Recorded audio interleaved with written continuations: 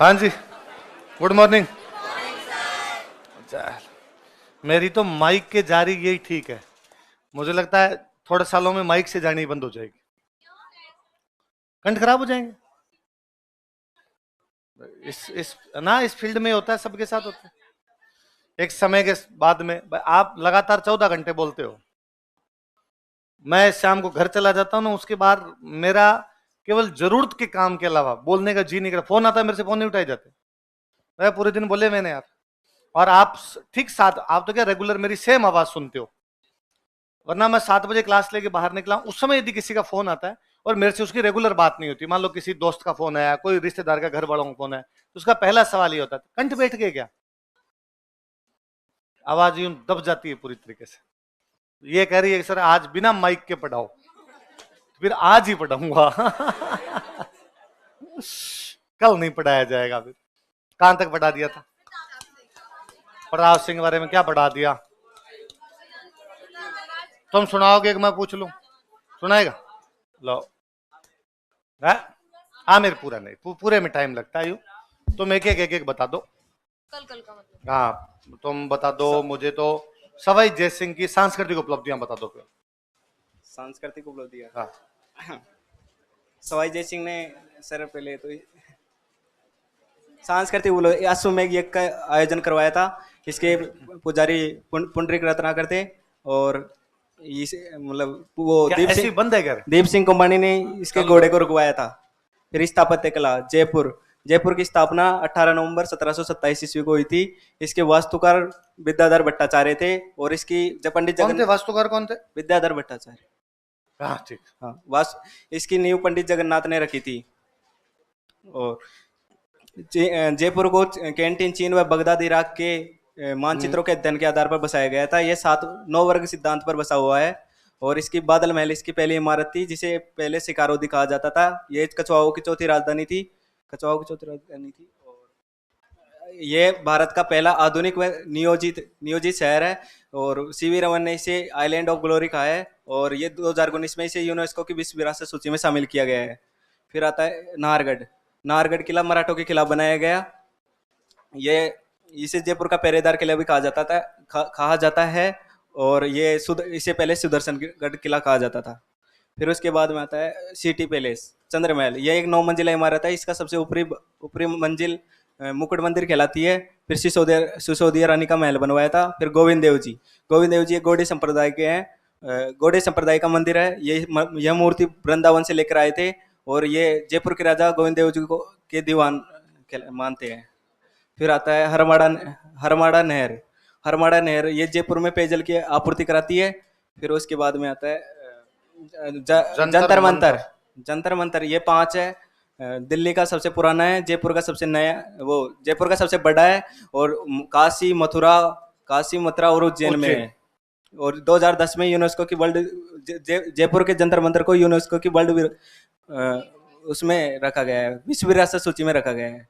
फिर उसके बाद में आता है इसकी साहित्य और दूसरे सुना ले साहित्य थोड़ा सा। हाँ साहित्य सुना दे। बैठ जा तू, बैठ। शाबाश, वेरी गुड। बिना देख खड़े जा, सुना।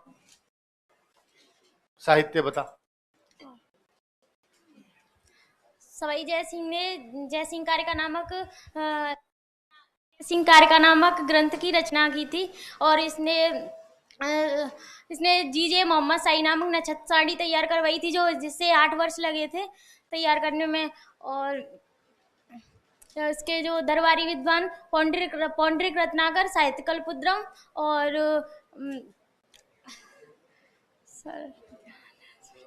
केवल राम ने विभाग सारिणी। हाँ। कौन सी बुक लिखी? इसे ये लोगरथम का संस्कृत बुक का नाम बता पहले। विभाग सारिणी। ये लोगरथम का संस्कृत में अनुवाद है। और फिर इसके बाद है वो पंडित जगन्नाथ राय सिद्धांत कोस्तु और सिद्धांत सम्राट है वो संस्कृत टोलमी की अल्माजेस्ट सारा भी थोड़ा हाँ सही है, अल्माजिस्ट का संस्कृत अनुवाद, वेरी गुड। का संस्कृत में अनुवाद है। और फिर इसके बाद है नयन चंद्र मुखर्जी। इन्होंने नयन चंद्र मुखर्जी ने सर थोड़ा करो प्रेम। एक किताब का अरबी किताब उसका संस्कृत में अनुवाद किया। टॉलमी की नहीं कल उक्कर उक्कर उक्कर उक्कर नाम की अरबी पुस्तक का संस्कृत में अनुवाद किया। ठीक, शाबाश। कौन से दो आदमी बाहर भेजे गए थे पुस्तकें लाने के लिए? एक तो वाह, चुप। मोहम्मद मेहरी और मोहम्मद शरीफ। शरीफ, वेरी गुड। बख्त राम शाह की बुक और बताओ। बख्त राम शाह की पुस्तक है। सर थोड़ा कम, थोड़ा क्या हो रहा है, कंपन हो रहा है? कोई नहीं, कंपन होते हो बता, एक एक एक बुक बताने काली, बुद्धि लगाओ थोड़ी सी। हाँ, बुद्धि विलास। क्या है इस किताब में? इस किताब में इसने सवाई जयसिंह ने जयपुर स्थापना की जानकारी मिलती है और इसने जयपुर में 36 कारखानों की शाबाश, वेरी गुड। तू ले, तू आगे दे रहा है ना। निखिल, निखिल नाम है तेरा, अपना निखिल खड़ा जा, तू खड़ा। और 4 यूरोपियन विद्वान बता कौन कौन है? सवाई जयसिंह, बिना देखे खड़ा हो जा। तो पढ़ के क्यों नहीं है? पढ़ के क्यों नहीं है? तेरे पीछे दे, टोपी वाले भैया को दे। 4 विद्वान बता, यूरोपियन विद्वान सवाई जयसिंह दरबार के। खड़ा होके, खड़ा होके, पैरों में बाइंटे थोड़ी आ रखे तेरे। पेड्रो डे सिल्वा। शाबाश।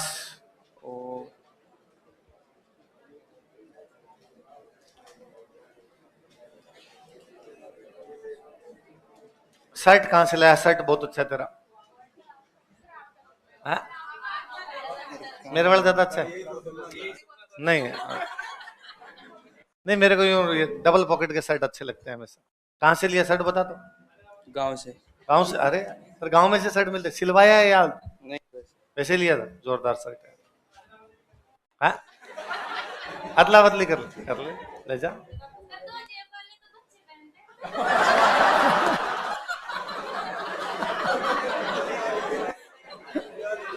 मैं तो सारे शर्ट ही डबल पॉकेट पहनता हूं। मेरे पास या तो शर्ट में पॉकेट होंगे नहीं या डबल पॉकेट है। एक वाला मैंने कभी पहना ही नहीं, कोई बहुत पहले कभी पहन लिया, बाकी नहीं। एक नाम रखा ही नहीं अभी तक। नहीं भाई, नाराज होने वाली होगी तब होगी, अभी नहीं है। हाँ,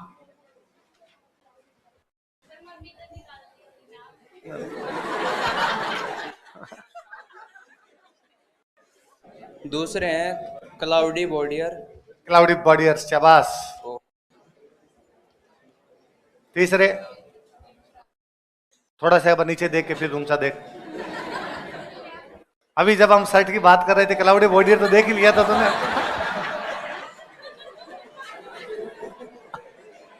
इसने क्या, करो रे शर्ट की बातें, 1 पॉकेट 2 पॉकेट।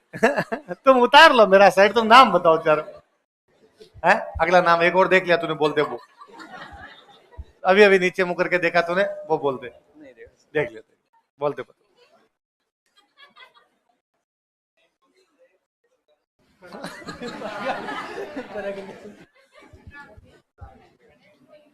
आंद्रे स्ट्रोब्स। ठीक है, ठीक है, आगे दे, एक छोड़ के आगे। हाँ, खड़े हो जाओ। सवाई जयसिंह के सामाजिक सुधार बताओ। सर नहीं पढ़े मैंने। क्यों? सर मैं 4 दिन पीछे चल रहा हूँ, मेरा गंगा सिंह तक मैंने पूरा पढ़ रखा है। क्यों तो पीछे क्यों चल रहा है? मैं घर चला गया था। भले ही कहीं चले जाओ, दिल्ली का हमेशा पढ़ना वही है जो क्लास में पढ़ाया। पुराने वाला टाइम मिले बीच में तो पढ़ लेना, नहीं तो नहीं, वरना ये याद नहीं होगा। ठीक है सर, ठीक है। गंगा सिंह सुना दे। गंगा सिंह का संरक्षक कौन था? Sir colonel Thornton. हाँ, बाकी बातें बता। सर उसने 1899 में छप्पनिया फेमाइन को परफेक्टली मैनेज किया था, तो उसको केसर हिंद का टाइटल ब्रिटिशर्स से मिला था। और 1899 में उसने चाइना में बॉक्सर रिवॉल्ट को सप्रेस किया था, तो उसको चाइना वॉर मेडल मिला था। और उसके बाद 1913 में उसने प्रजा प्रतिनिधि सभा एस्टेब्लाइज की थी। और सर उसने BHU बनारस हिंदू यूनिवर्सिटी के लिए मदन मोहन मालवीय को फाइनेंशियल सपोर्ट दिया था। ऐसे सुना दे, आ जाएगा उसमें। और फिर जो गंगा रिसाला जो कैमल रिसाला रिसाला जो कैमल आर्मी है, और जो फर्स्ट और सेकंड वर्ल्ड वॉर में भी जिन्होंने पार्टिसिपेट किया था वो इसी के अंडर में। और उसके बाद 1919 में इसने पेरिस पीस कॉन्फ्रेंस में भी पार्टिसिपेट किया था, और वहाँ से वापस लौटते हुए इसने रोम नोट लिखा था ब्रिटिशर्स को अपना सेल्फ गवर्नमेंट की डिमांड करते हुए इंडिया के लिए। और 1921 में इसने जो British governor general lord Chelmsford थे of chambers of princes, chambers of princes एक जो सभा थी, सही कर रहा है इसकी आवाज। उसकी जो सभा थी सर, उसमें इसको चांसलर बनाया था गंगा सिंह को। और 1927 में इसने गंगा कैनल बनवाई थी, जो राजस्थान की फर्स्ट कैनल थी, इसको भागीरथ ऑफ राजस्थान भी कहते हैं। और इसने उसके बाद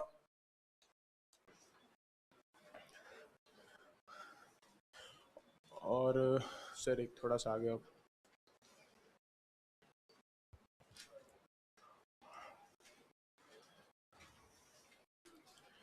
1997 हो गया।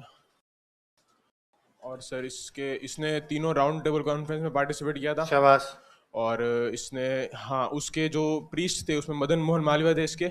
और ये हाँ गंगानगर में शिवपुरी हाई जो जगह है वहाँ शिवपुरी हेड जो जगह है उसमें गवर्नर जनरल लॉर्ड इरविन ने इसका इनॉग्रेशन किया था गंगा कैनल का। और इसके जो इंजीनियर थे वो थे कंवर सेन। और उसके बाद इसने तीनों राउंड टेबल कॉन्फ्रेंस में 1930, 31, 32 में पार्टिसिपेट किया था। और इसने फिर जो बीकानेर में लालगढ़ जो पैलेस है वो बनवाया था। और इसने सर 3 जो मंदिर है उनकी प्रेजेंट फॉर्म बनवाई, देशनोक बीकानेर और रामदेवरा जैसलमेर और गोगामेड़ी हनुमानगढ़। और सर इसने ना विक्टोरिया एम्प्रेस जो है उनकी जो बीकानेर कॉइन थे उन पे इनकी फोटो है जो क्या होगा। शाबाश सर, पीछे ले जाके दे, पीछे वालों में से दे, किसी को दे इसको दे किसी को दे इस लाइन में। भैया खड़े हो जाओ, बताओ माधो सिंह के बारे में बताओ।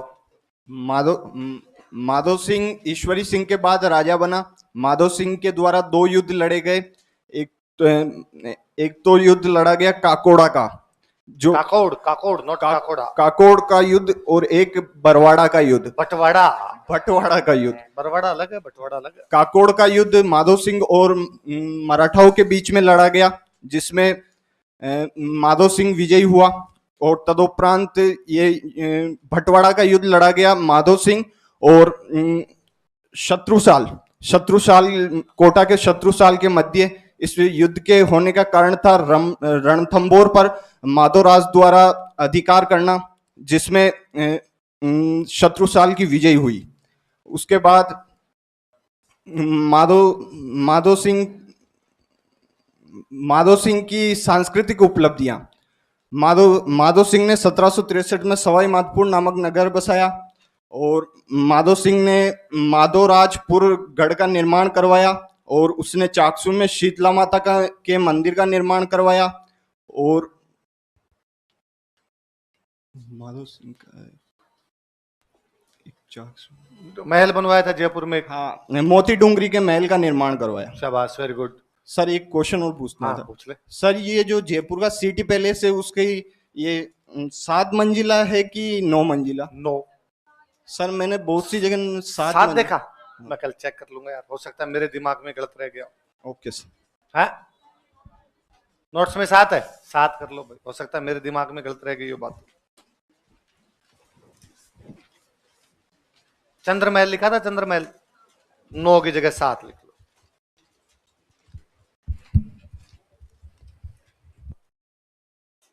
और आगे दे, किसी को दे, किसी को दे देना यहाँ। हीरो ईश्वरी सिंह सुना दे। ईश्वरी सिंह और माधो सिंह दोनों भाई थे। क्या बात है, इतनी बड़ी बात। ये जो जानकारी दी है तूने, देवताओं को पुष्प वर्षा करनी चाहिए ऊपर से। ईश्वरी सिंह और माधो सिंह के बीच 2 युद्ध होते हैं। पहला युद्ध होता है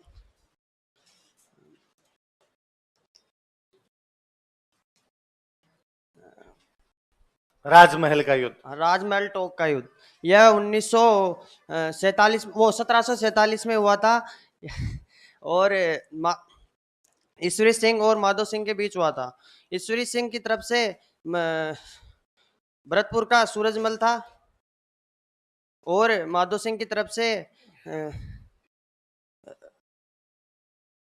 दलेल दलेल सिंह बूंदी का, और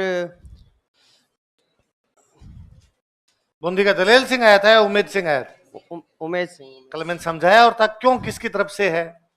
हाँ, दिल्ली का वो बूंदी का उमेश सिंह आया था, और अजीत सिंह मारवाड़ से आया था, मारवाड़ से आया था, और जगत मर सिंह गया था तब तक, अजीत सिंह जीवता ही नहीं था। और कौन आया था बता? और इसमें वो आया था मराठे आए थे। पढ़ के क्यों नहीं आया पहले ये बता। सर याद थोड़ा ना सही में याद ही नहीं किया किया कल था तूने। सर। किया था? हाँ, सुनाया था किसी को? सुनाया था भाई। किसको? भाई भाई को? भाई ने क्या कहा? एकदम याद है पूरा? हाँ बोल। चल बैठ जा, और किसी को दो भाई।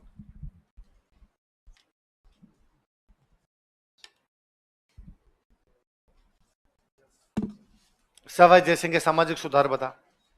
पढ़ाई नहीं। क्यों?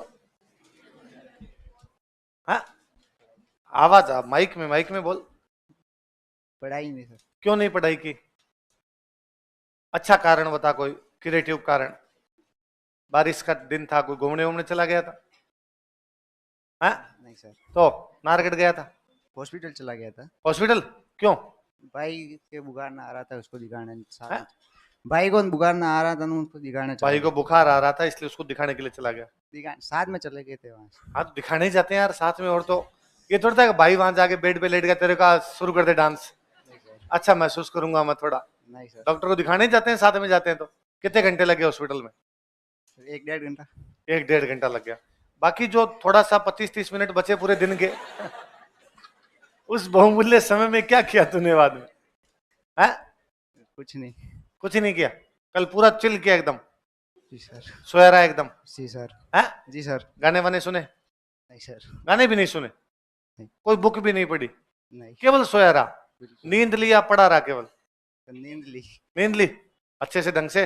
जी सर। चल कोई शाबाश, वेरी गुड, बैठ जा, आगे दे। नींद आवश्यक है जी, बता दे अपने ईश्वरी सिंह के युद्धों के बारे में बता दे। ईश्वरी सिंह का एक तो राजमहल टोंक का युद्ध है जो ईश्वरी सिंह और माधो सिंह के बीच में हुआ है। ईश्वरी सिंह की तरफ से सूरजमल भरतपुर से आया और माधो सिंह की तरफ से जगत सिंह सेकंड मेवाड़ से, उमेश सिंह बूंदी से, दुर्जन साल कोटा से और मराठे आए। इस युद्ध में ईश्वरी सिंह की जीत हुई। इसने ईसरघाट इस जीत के उपलक्ष्य में ईसरघाट का निर्माण करवाया। दूसरा युद्ध हाँ सही, हाँ सही है, तो आगे बता। दूसरा युद्ध बगरू जयपुर का हुआ था 1748 ईस्वी में। ये भी ईश्वरी सिंह और माधो सिंह के बीच में हुआ था। ईश्वरी सिंह की तरफ से सूरजमल और माधो सिंह की तरफ से जगत सिंह सेकंड मेवाड़ से, और मराठे आए थे दुर्जन साल कोटा से, उमेश सिंह बूंदी से। इस युद्ध में माधो सिंह की जीत हुई तथा माधो सिंह को 5 परगने दिए गए।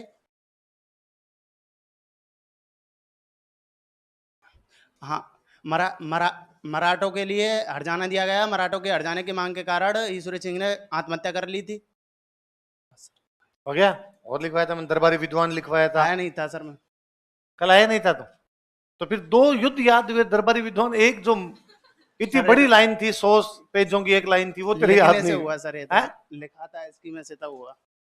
अच्छा चल कोई नहीं, ठीक। आया क्यों नहीं था? तबीयत खराब थी सर। क्या वजह से तेरी तबीयत? सर दर्द। ये लाइलाज बीमारी तेरे हुई। और सुबह उठते 7 बजे तेरा सर दर्द हो रहा था? नहीं सर, रात से ही हो रहा था। रात से हो रहा, फिर नींद भी नहीं आई तेरे को?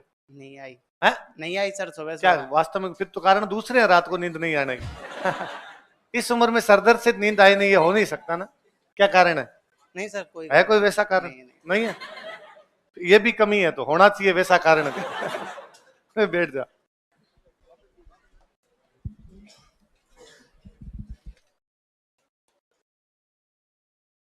अगला युद्ध लिखो भाई, लिखो पाटन का युद्ध। पाटन सीकर में एक जगह पड़ती है।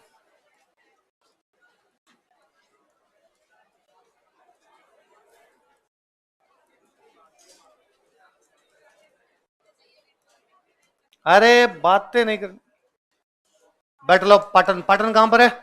सीकर।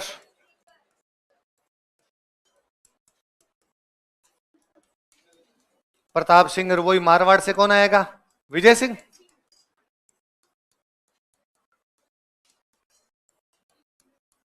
सामने कौन है? मराठे। और मराठों का जो सेनापति था उसका नाम था डी बोई।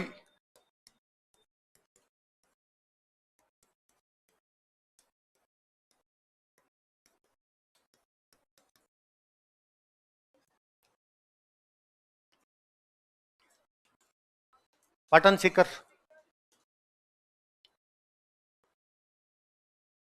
है कोई आप में से पाटन का?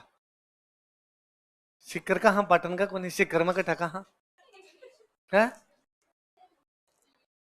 जीण माता, जीण माता के पास, गोरिया के पास। गोरिया, गोरिया गांव कौन सा गांव है? गोठड़ा। ठेकेदार है? गांव का नाम गोठड़ा, ठेकेदार है? हाँ हाँ बोली तो है?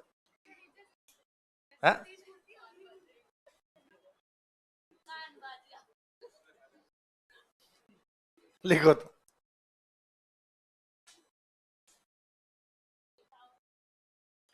लिख लिया? डी बॉय फ्रांस का था, लिख लो ब्रैकेट में, फ्रांसीसी। डी बॉय को भेजा इस बार उन लोगों ने, तो तुम जाओ। उस समय खूब सारे यूरोपियन थे जो अपने यहां पे आगे लड़ा करते थे, नौकरियां किया करते थे। इस बार मराठे जीते भाई, लिखो। इस युद्ध में मराठों की जीत हुई। Marathas won this battle. इस युद्ध में मराठों की जीत हुई। Marathas won this battle.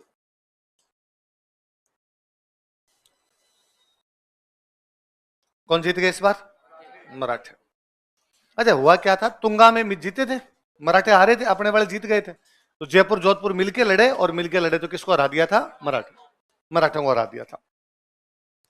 जब युद्ध खत्म हो गया, तुंगा का युद्ध खत्म हो गया, शाम को पार्टी वार्टी चल रही थी। उस पार्टी में एक जोधपुर के कवि खड़े हुए, और उन कवि ने खड़े होकर कह दिया कि उखड़ती आमेर ने राठौड़ा खरी राखी। बोलो तो क्या कहा? उखड़ती आमेर ने राठौड़ा, उखड़ती आमेर ने मतलब आमेर जब उखड़ रही थी, राठौड़ा खरी रखी। खरी मतलब जमा के रखा उसको। ये तो आमेर को तो मराठे लूट लेते, ये तो जोधपुर वाले राठौड़ आ गए और आके उन्होंने किसको बचा दिया? आमेर को। तो आमेर वाले कछवाहों को बड़ा बुरा लगा, और उनको लगा अच्छा जैसे तुम नहीं आते तो हम तो लूट ही जाते। तो जब पाटन वाला युद्ध हुआ तो इसमें कछवाहा जो आमेर वाले गए थे, जयपुर वाले प्रताप सिंह वाले गए थे, ये साइलेंट हो गए। और इन्होंने मराठों का, इन राठौड़ों को देखो रे, ये बड़े दूसरों को बचाते घूमते हैं। इसलिए लड़ाई वास्तव में जोधपुर वर्सेज मराठे हो गई। ये न्यूट्रल ही हो गई। आपकी सेना का एक पार्ट न्यूट्रल हो जाएगा तो आप हाथ नहीं हो। उल्टा अब मराठों ने बाद में वापस पीछा किया राठौड़ों का। जब वो भाई पाटन से सीकर से वापस जोधपुर जाएंगे तो वापस उनका पीछा किया। तो इनके बीच में एक लड़ाई और होती है मेड़ता में। कहां पर होती है? उसमें मराठे फिर जीतते। लिखो, मराठों ने मारवाड़ की सेना का पीछा किया था। मराठा चेज किया उन्होंने। Maratha chase army of Marwar. मराठों ने मारवाड़ की सेना का पीछा किया था।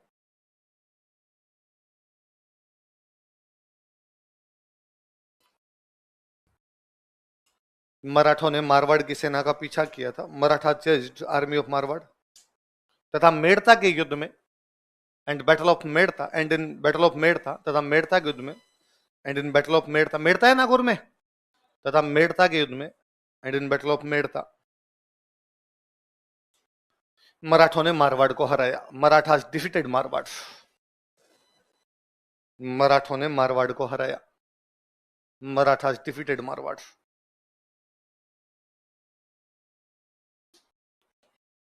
तो मेड़ता वाला युद्ध बड़ा गजब का युद्ध है। मारवाड़ की सेना कम, मराठों की सेना ज्यादा। मराठों के पास में तोपें, मारवाड़ वालों के पास में केवल तलवारें, भाले, बंदूकें, वैसी चीजें। उसके बावजूद मारवाड़ वाले लड़ लिए थे। हालांकि फाइनली मराठे जीतते हैं। जम्स टोड जब राजस्थान में किताब लिख रहा था, टोड ने राजस्थान में बुक लिखी है, तो वो डीबोई से मिला था जाके। किसे मिलता है? डीबोई फ्रांस का था। डीबोई तब तक बूढ़ा हो गया था, मरने वाला सा था। तो डीबोई से पूछता है कि यार तू राजस्थान में इतने लंबे टाइम तक रहा, तो तेरे राजस्थान वालों के बारे में क्या एक्सपीरियंस है? तो डीबोई कहता है यार बड़े बहादुर लोग हैं, बड़े जंगी लोग हैं, युद्ध करने में हमेशा तैयार रहते हैं। तो तेरे को कौन सा युद्ध याद आता? तो वो मेड़ता करता है यार। बोलता यार मेड़ता में हमारे पास में तोपें थी, वो सेना आगे जा रही थी, हम उनका पीछा कर रहे थे, हारी हुई सेना थी। उसके बावजूद वो मेड़ता में हमारे सामने हो गए थे और तोपों के सामने तलवारें लेके लड़ लिए थे। और वो तो हम बाल बाल बचे जो युद्ध में जीत गए, वरना हरा जाते इस युद्ध के अंदर। तो वो मेड़ता को खूब याद करता। तो मेड़ता को तो कौन से युद्ध की ठीक बात हुआ? पाटन, है ना। उसके बाद कई सालों तक मराठों के बीच में कोई लड़ाइयां नहीं हुई। 10 एक साल बाद में एक लड़ाई होती है मालपुरा में। मालपुरा कहां पड़ता है? लिखो, मालपुरा का युद्ध।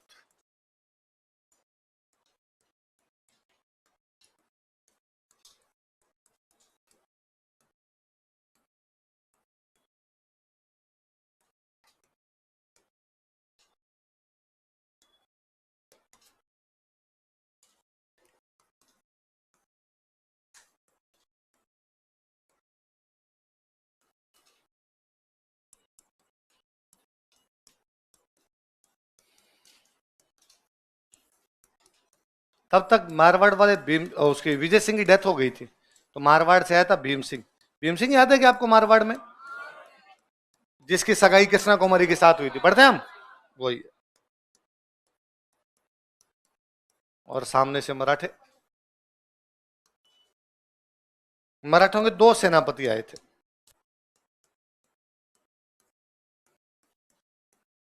एक सेनापति का नाम था पोहेल मेल,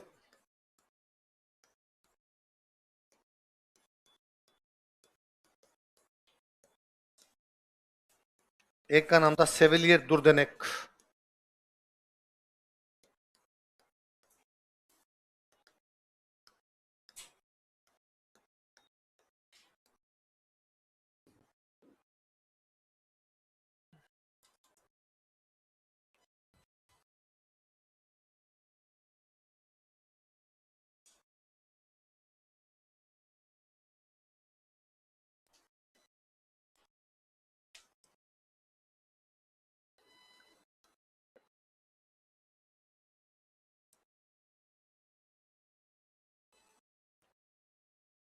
ये जो पोहेल मेल था ना, जर्मनी का था, लिख लो ब्रैकेट में, जर्मनी।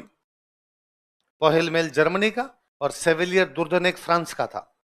तो एक जर्मन था और एक फ्रेंच था इनमें से।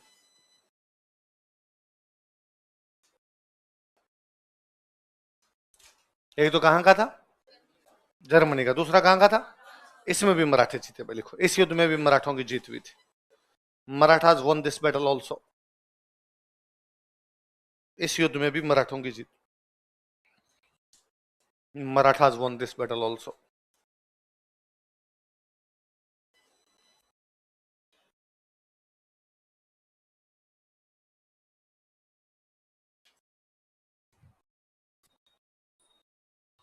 तीन युद्ध है ना मराठों के जयपुर वालों के बीच में, तुंगा, पाटन, मालपुरा। कौन कौन से युद्ध है? तीनों में मारवाड़ साथ में, 2 में मारवाड़ का विजय सिंह और 1 में मारवाड़ का भीम सिंह। तुंगा के अंदर ये जीते थे। क्वेश्चन आरपीसी वही पूछते, तुंगा की स्टार लगा लो, क्योंकि उसमें जीते में 2010 के मेंस का क्वेश्चन है वो। तुंगा का युद्ध जहां लिख रहेगा उसके स्टार लगाओ। 2010 के मेंस में पूछा था तुंगा के युद्ध के बारे में आप क्या जानते हैं, क्योंकि उसमें अपने जीते थे, तो वो याद करो। आपकी मान डाकण कुणुक है। अब लिखो प्रताप सिंह की सांस्कृतिक उपलब्धियां, cultural achievements of Pratap Singh. Pratap Singh की सांस्कृतिक उपलब्धियां, cultural achievements of Pratap Singh. इसके भी स्टार लगाओ, ये भी 2010 के मेंस का क्वेश्चन है। 2010 के मेंस में प्रताप सिंह के 2 सवाल पूछ लिए थे। 2 नंबर में तुंगा का युद्ध, 5 नंबर में प्रताप सिंह की सांस्कृतिक उपलब्धियां।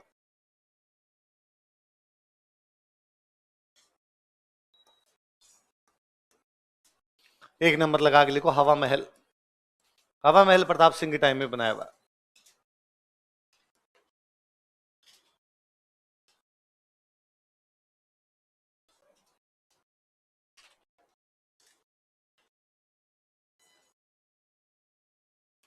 लिखो स्थापना 1799, 1799 फाउंडेशन।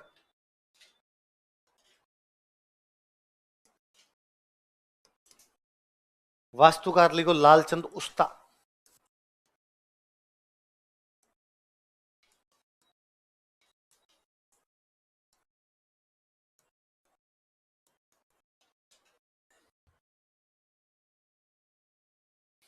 वास्तुकार कौन थे? लालचंद उस्ता। यह एक 5 मंजिला इमारत है। It is a 5 floor building. यह एक 5 मंजिला इमारत है। It is a 5 floor building.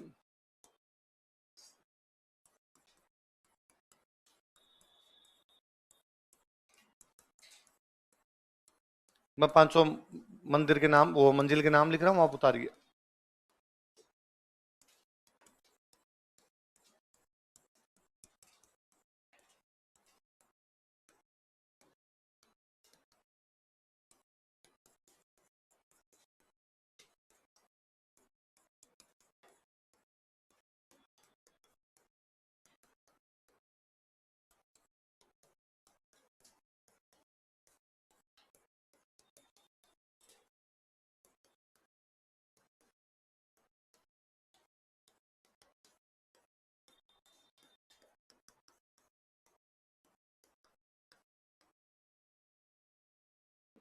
क्या क्या नाम बोलो देखिए। शरद मंदिर, रतन मंदिर, विचित्र मंदिर, प्रकाश मंदिर, हवा में। मतलब जो फर्स्ट फ्लोर है उसका नाम क्या है? शरद मंदिर। सेकंड का रतन मंदिर, थर्ड का विचित्र मंदिर, फोर्थ का, और सबसे ऊपर वाला, तो वास्तव में सबसे ऊपर वाले का हवा मंदिर है, लेकिन बाद में पूरे का नाम ही क्या पड़ गया? हवा में। और मैंने बताया था मंजिलों को मंदिर बोलते थे। या आप ये कह दो फर्स्ट महल, दूसरा महल, तीसरा महल, तो महलों के नाम यहाँ पे क्या रखे हुए? मंदिर। जो एकदम फर्स्ट फ्लोर था ना, जिसका नाम क्या है, इस पे प्रताप सिंह खुद रहता था, है ना, तो प्रताप सिंह के नाम पे इस पे अभी भी म्यूजियम है, तो उसका नाम है प्रताप मंदिर। क्या नाम है? तो इसके ब्रैकेट में लिख लो प्रताप मंदिर। तो एक बार क्वेश्चन है ये कि हवा महल में प्रताप मंदिर कौन सी मंजिल पर बना हुआ है? तो कौन सी मंजिल पे बना हुआ है? फर्स्ट।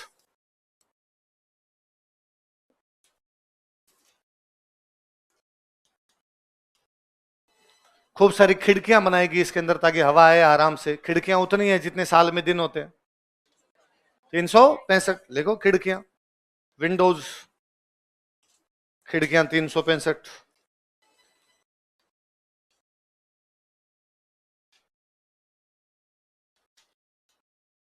कितनी खिड़कियां इसमें? 365। इसमें झरोखे बने हुए 953। लिखो झरोखे। झरोखे समझते हो भाई? खिड़कियां तो बड़ी हो गई, झरोखे छोटे हो गए। कैसमेंट,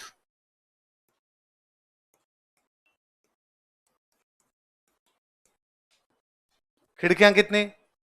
365। झरोखे कितने? 953। क्या करते भाई इतने सारे झरोखे, इतनी सारी खिड़कियां क्यों बनाई गई? एक तो हवा वाला तो था ही, ये दूसरा ये था, वास्तव में जयपुर में 2 त्योहार बड़े जोर शोर से मनाते, तीज और गणगौर। क्या क्या? ये त्योहार बड़े जोर शोर से मनाए जाते। अब पूरा लोग बाहर से आते हैं भाई जयपुर की तीज और गणगौर देखने के लिए। तो जो प्रताप सिंह के परिवार की महिलाएं थी, उन्होंने प्रताप सिंह को कहा कि भाई जयपुर में लोग बाहर से जयपुर की तीज देखने आते हैं, जयपुर की गणगौर देखने आते हैं, हम जयपुर में रहते हैं फिर भी नहीं देख पाती, क्योंकि महिलाओं में पर्दा प्रथा होता था, महिलाएं बाहर रोड पे जाके देख नहीं सकती। इसलिए एकदम आप नोटिस करेंगे हवा महल एकदम रोड के ऊपर है, आगे रोड है एकदम, है ना। और जो आपको रोड से साइड दिखती है ना, वो हवा महल का बैक पार्ट है। हवा महल का आगे वाला साइड नहीं, हवा महल की बैक साइड है वो।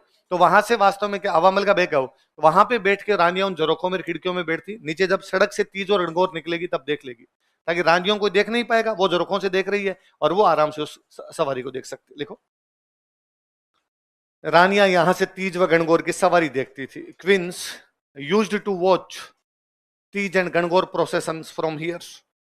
रानियां यहां से तीज व गणगौर की सवारी देखती थी। Queens used to watch Teej and Gangaur procession from here. रानियां यहां से तीज व गणगौर की सवारियां देखती थी। Queens used to watch Teej and Gangaur processions from here. यहां से क्या देखती थी? तीज और गणगौर की सवारी। ये तो हो गया कि स्थापत्य कला। जयपुर में चित्रकला सबसे अच्छी यदि किसी राजा के टाइम थी तो वो कौन सा राजा था? प्रताप। तो प्रताप सिंह का शासन काल है, जयपुर की चित्रकला का क्या एक प्रकार से स्वर्ण काल। लिखो, लाइन चेंज कर लिखो। प्रताप सिंह का शासन काल, रिजीम ऑफ प्रताप सिंह, प्रताप सिंह का शासन काल, रिजीम ऑफ प्रताप सिंह। जयपुर चित्रकला का स्वर्ण काल था, was golden era of painting school of Jaipur. Jaipur चित्रकला का स्वर्ण काल था, was golden era of painting school of Jaipur. Jaipur चित्रकला का स्वर्ण काल था, was golden era of painting school of Jaipur. एक पेंटर था इसके टाइम में, लालचंद, क्या नाम था? और वो पशुओं की लड़ाई के दृश्य बनाता, मतलब 2 हाथी लड़ रहे हैं आपस के अंदर, 2 कोई भैंसे लड़ रहे हैं आपस में, ऐसी जो पेंटिंग बनाई है वो किसने बनाई है? लिखो, इसी में लिखना, लालचंद नामक चित्रकार ने, ए पेंटर नेम्ड लालचंद लालचंद नामक चित्रकार ने, ए पेंटर नेम्ड लालचंद, लालचंद नामक चित्रकार ने पशुओं की लड़ाई के दृश्य बनाए थे, डिपिक्टेड एनिमल फाइटिंग सीन्स, पशुओं की लड़ाई के दृश्य बनाए थे, depicted animal fighting scenes.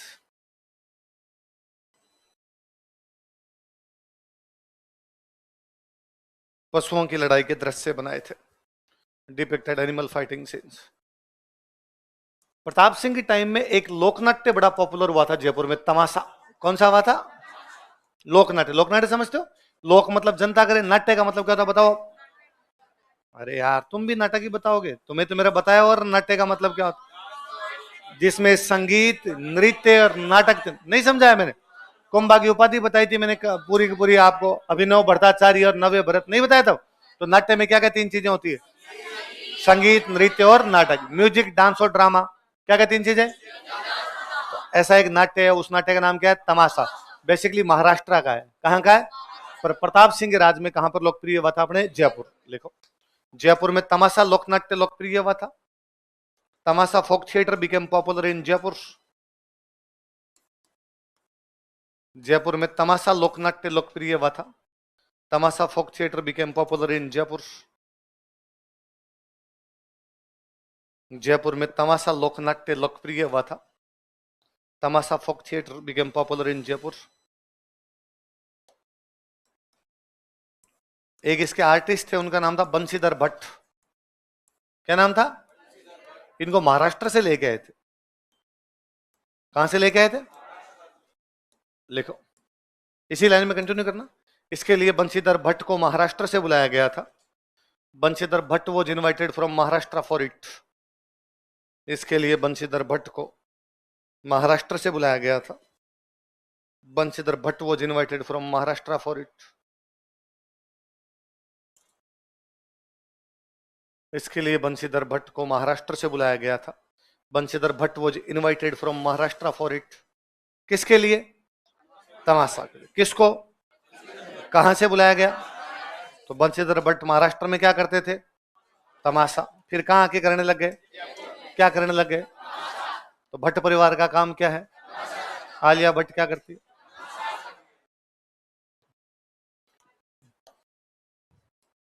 Alia Bhatt की किसकी? तमाशा मूवी, रणबीर कपूर की मूवी है ना एक तमाशा, रणबीर कपूर दीपिका पादुकोण की, उनके ब्रेकअप के बाद की। हालांकि बड़ी फ्लॉप हुई थी, पर कई कहते हैं उनकी एक्टिंग बड़ी अच्छी। मैंने तो नहीं देखी। देखी किसी ने? अच्छी है मूवी, भी अच्छी है मूवी। तो भयंकर महाफ्लॉप हुई थी, पर तेरे को अच्छी लगी, अच्छी लग सकती है, उसमें तो क्या है। एक मूवी पहले बीच में आई थी, बड़ी फ्लॉप हुई थी भयंकर, सनम तेरी कसम, और अभी री रिलीज हुई है। हाँ भाई साहब, ओटीटी पे क्या चल रही है। तो कई फिल्में होती है जो पहले फ्लॉप हो जाती है, लेकिन बाद में आके बड़ा हिट होती है। कोरोना जब लगा था ना, कोरोना आप भी देखना, एक मूवी बहुत बड़ी अच्छी है। कोरोना जब लगा था तब कोई एक बंदा मनोज वाजपेयी का फैन, मनोज वाजपेयी, तो उसने मनोज वाजपेयी की सारी फिल्में देखी। तो मनोज वाजपेयी की जब गूगल पे जाते हो तो उसकी फिल्मों के नाम आते हैं, भाई उसने कौन कौन सी मूवी में काम किया है। तो उसकी एक मूवी का नाम लिखा हुआ 1971। क्या लिखा हुआ है? तो उस बंदे को मूवी मिली नहीं, यूट्यूब पे नहीं मिली, किसी ओटीटी प्लेटफॉर्म पे नहीं मिली, कोई उसकी सीडी कैसेट भी नहीं मिली। तो उसने मनोज वाजपेयी को टैग करते हुए ट्वीट किया कि मैं आपका बहुत बड़ा फैन हूं, मैंने आपकी सारी मूवी देखी है। इन दिनों कोरोना में फ्री था तो दोबारा और देख ली, पर आपकी लिस्ट में एक मूवी है 1971। ना तो ये रिलीज हुई, इसके बारे में कुछ ऐसे कि सिनेमा हॉल में कब लगी कब नहीं लगी, ना इसकी मुझे कोई यूट्यूब पे कुछ मिल रहा है, ना इसके बारे में ओटीटी पे कुछ मिल रहा है। तो ये मूवी मैं कैसे देख सकता हूं? मनोज वाजपेयी ने कुछ ही नहीं किया। उस पे जो उस मूवी का डायरेक्टर था, शायद सेट वो था शोले मूवी जिन्होंने बनाई थी, रमेश सिप्पी, उनका बेटा या पोता, उसको टैग कर दिया। उस नाम बोल रहा हूँ, रोहन सिप्पी कोई नाम है उनका।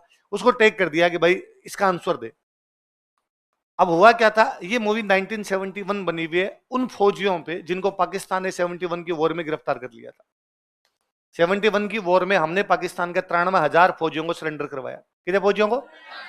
93,000 फौजियों ने बाकायदा हैंड्सअप किए, बेल्ट उतारे, अपने हथियार उतारे एकदम, और 93,000 फौजियों को हमने कई दिनों तक रखा है यहाँ पे। उनके खाने पीने की बहुत अच्छी व्यवस्था की है। 3,000 तो अफसर थे उनमें से, उनको डेली शाम को दारू पिलाते थे। कि फौज का अफसर दारू पीता तो पाकिस्तान के, तो भी कोई बात नहीं भाई साहब। और बाद में शिमला समझौता हुआ इंदिरा गांधी के बीच में, इंदिरा गांधी और पाकिस्तान के बीच में, और कहा भाई 93,000 फौजियों को वापस भेजेंगे, और भेजना ही होता है, वॉर प्रिजनर्स होते हैं, वापस भेजेंगे। पर अपने कुछ फौजी पाकिस्तान के पास रह गए थे, हमने लिए और नहीं।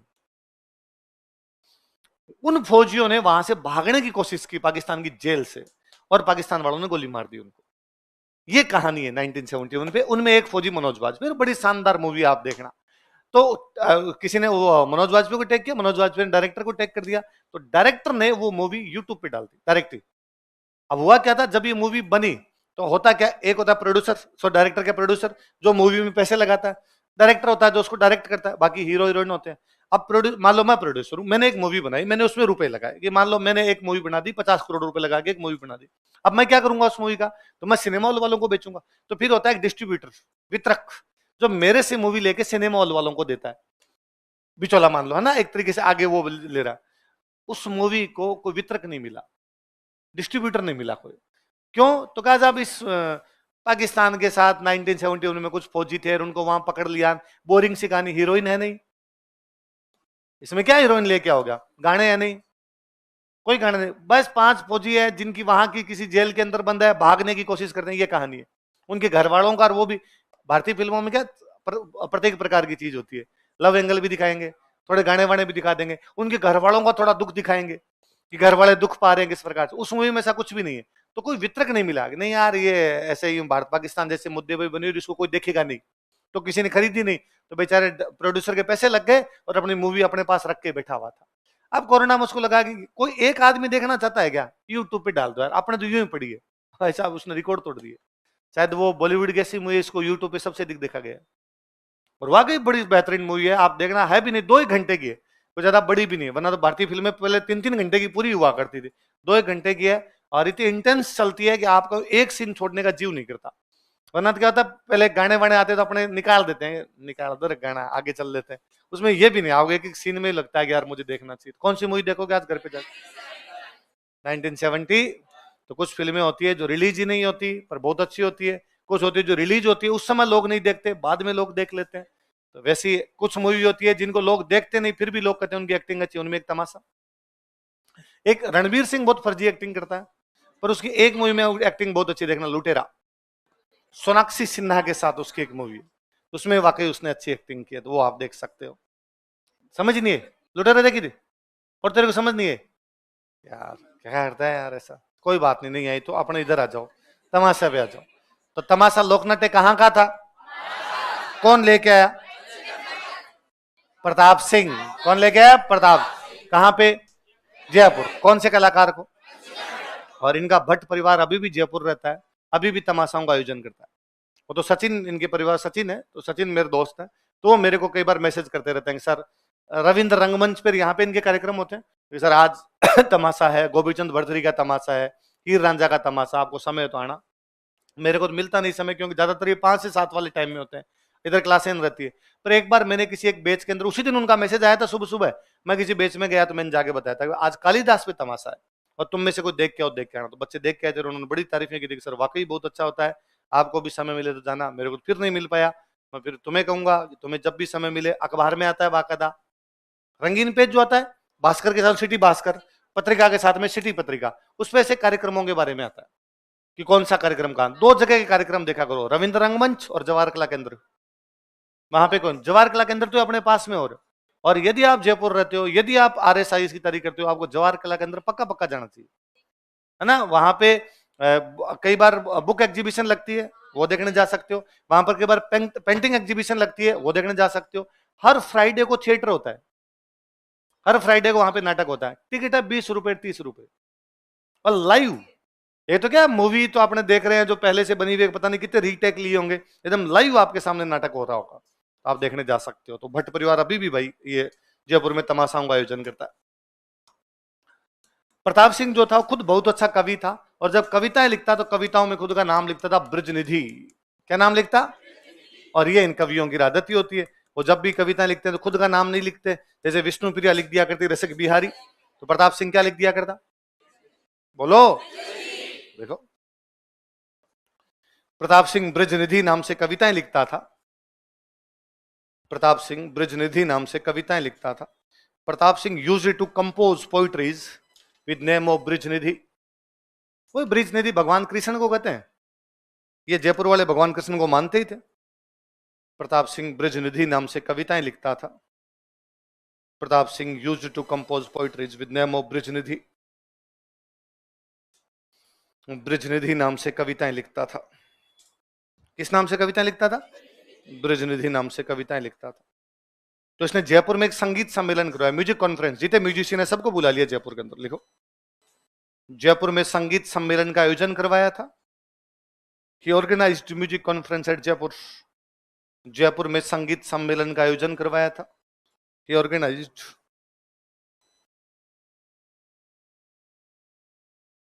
Music conference in Jaipur. Jaipur में संगीत सम्मेलन का आयोजन करवाया था। He organised music conference in Jaipur. इसके दरबार में 22 कलाकार थे। कितने कलाकार थे? जो म्यूजिक से, डांस से, ड्रामा से संबंधित थे। ऐसे लोग जो ये म्यूजिक, डांस, ड्रामा से संबंधित होते हैं उनको बोलते हैं गंधर्व। क्या बोलते हैं इनको? क्या बोलते हैं बोलो? कौन से लोगों को? है ना, कभी यदि कोई पुरानी किताबें, वेद पुराणों की ऐसी कहानियां पढ़ी हो तो उन कहानियों में आता है। और भगवान इंद्र के दरबार में गंधर्वों ने संगीत गाया, और भगवान विष्णु के दरबार के अंदर गंधर्व आए हुए थे। तो जो कलाकार होते हैं उनको क्या कहा जाता है? गंधर्व। इसके दरबार में कितने कलाकार थे? इसलिए उनको बोलते हैं गंधर्व बाईसी। क्या बोलते हैं? किसके दरबार में? इसलिए उनको बोलते हैं प्रताप बाईसी। क्या बोलते हैं? कलाकार थे इसलिए गंधर्व बाईसी। प्रताप सिंह के दरबार में थे इसलिए प्रताप बाई। अब वो 22 कलाकार जो है तो वो रिहर्सल भी तो करेंगे, म्यूजिक की रिहर्सल करेंगे, डांस की रिहर्सल करेंगे। तो उनके लिए एक डिपार्टमेंट था, उस डिपार्टमेंट का नाम था गुणीजन खाना। क्या नाम था? कल मैंने बताया था, खाना का मतलब डिपार्टमेंट। जहां पे पेंटिंग बने वो सूरत खाना। गुणी मतलब विद्वान, जन मतलब लोग, विद्वान लोगों का डिपार्टमेंट वो क्या हो जाए? गुणीजन। संगीत, नृत्य, नाटक वाले विद्वान तो है ही। तो इनके लिए क्या बनाया गया था?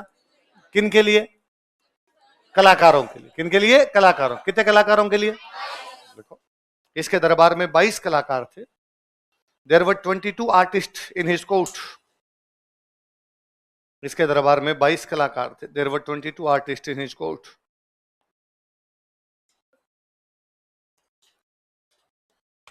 जिन्हें गंधर्व बाईसी या प्रताप बाईसी कहा जाता है, हु आर कॉल्ड एज गंधर्व बाईसी और प्रताप बाईसी।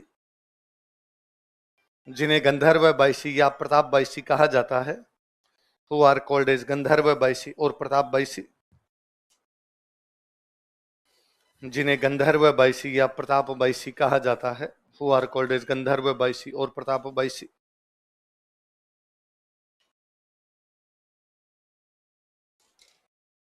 क्या कहा जाता है? गंधर्व बाईसी या प्रताप बाईसी। लाइन चेंज करके लिखो।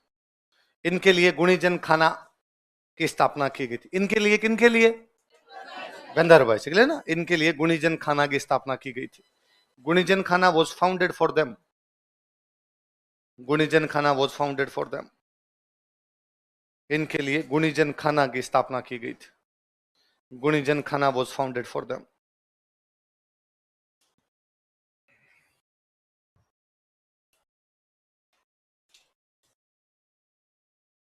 किसकी स्थापना की गई थी? अब लिख लो अपने दरबारी विद्वान कौन कौन थे। हमने पढ़ लिया 22 थे, तो कौन कौन थे मुख्य मुख्य देख लेते हैं। दरबारी विद्वान,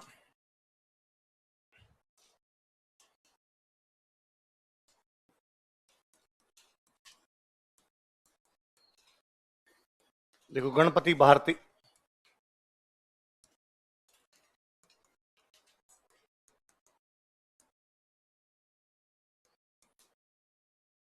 लिखो गणपति भारती। क्या नाम है?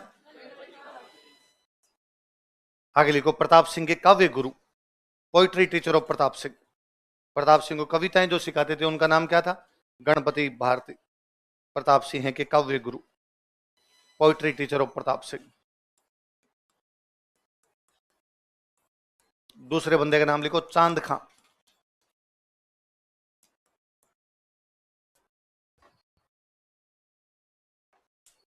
क्या नाम है? चांद खां। लिखो प्रताप सिंह के संगीत गुरु, music teacher of Pratap Singh. Pratap Singh के संगीत गुरु, music teacher of Pratap Singh. तो 5 से 6 कोचिंग लगती थी कविता की, 6 से 7 1 घंटे जाता था म्यूजिक के। पहले गणपति भारती सर के पास और बाद में चांद। प्रताप सिंह के संगीत गुरु। चांद खान ने एक बुक लिखी थी, बुक का नाम था स्वर सागर, लिख लो ग्रंथ, टेक्स्ट। संगीत है तो संगीत की बात करेंगे, स्वर सागर।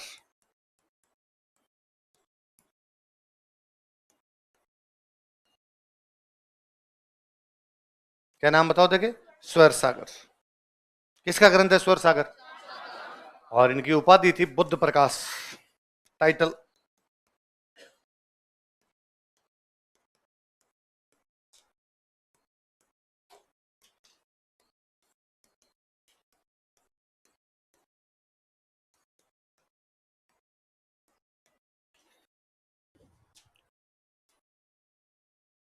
क्या टाइटल था बताओ देखे? बुद्ध प्रकाश।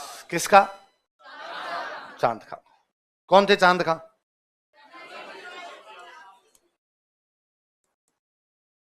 अगले लिखो, राधा कृष्ण।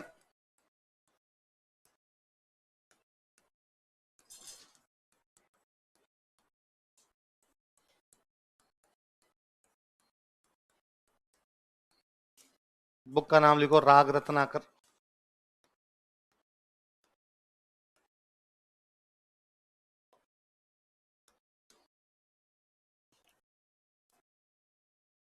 नाम क्या है?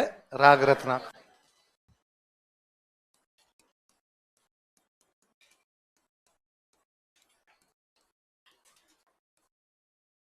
द्वारिकानाथ भट्ट।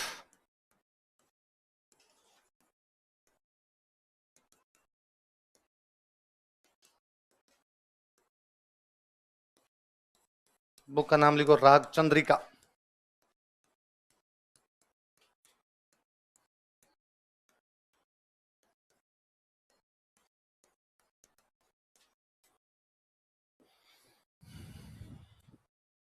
द्वारिकानाथ भट्ट की बुक का नाम क्या है? राग चंद्रिका।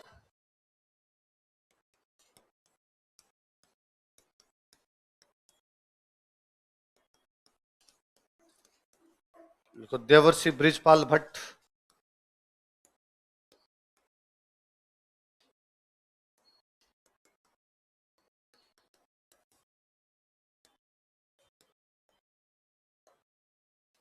देवर्षि बृजपाल भट्ट।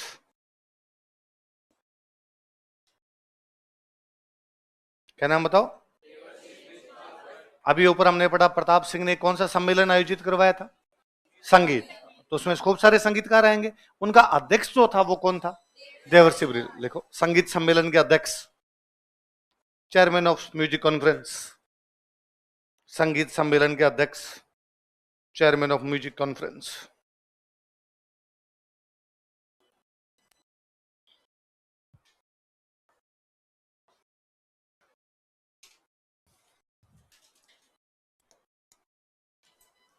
और इसमें खूब सारे म्यूजिशियन आए, सब लोगों ने मिलके एक किताब लिखी, पर वो अध्यक्ष कौन थे? देवर्षि बृजपाल भट्ट। तो उसके उनके नाम से पब्लिश हो गई, तो बुक का नाम था राधा गोविंद संगीत सार, लिख लो ग्रंथ। पर वो सब लोगों की मिलके लिखी हुई भाई, राधा गोविंद संगीत सार।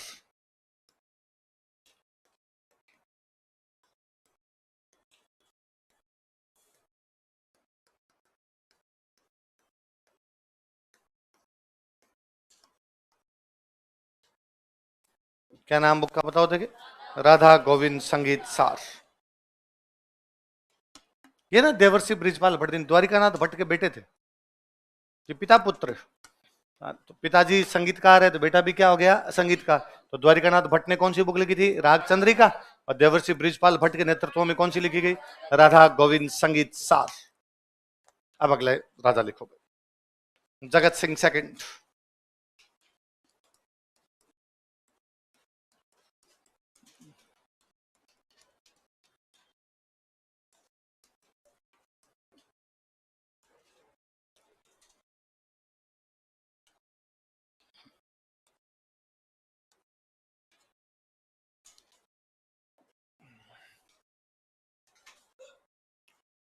जगत सिंह सेकंड।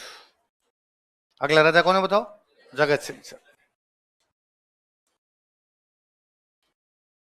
कब से कब के बीच?